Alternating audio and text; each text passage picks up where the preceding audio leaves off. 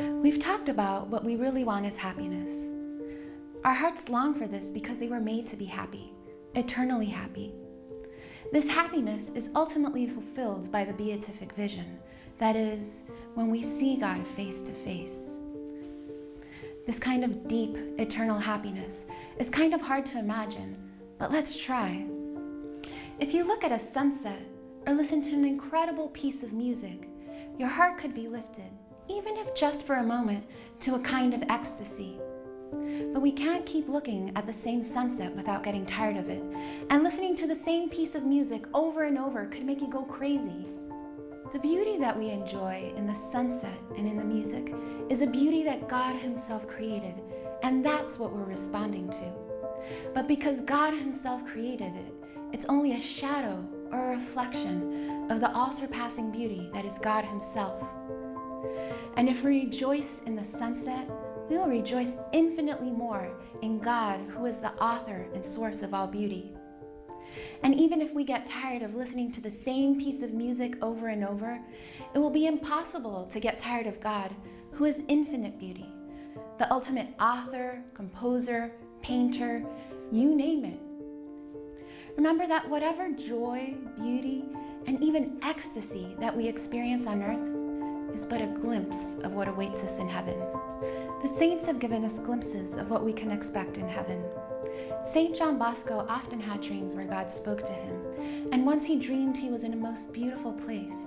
In the dream, he stood on a hill which overlooked a huge lake, as blue as the sea in perfect calm. But what he was looking at was not water, it was like sparkling crystal.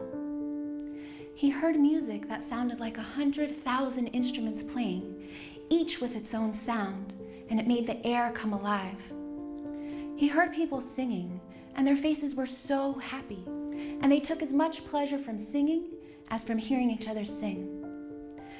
"Am I in heaven?" St. John Bosco asked. "No," came the reply. "This is but a glimpse of the joy that awaits you in heaven. Remember that no eye has seen, no ear has heard what God has ready for those who love Him." When I hear that story, it makes me excited, but it also makes me wonder, am I ready for heaven? Life on earth is really a preparation for life in heaven. The way we live now not only opens the door to heaven, but also helps us to start living the happiness of heaven here on earth.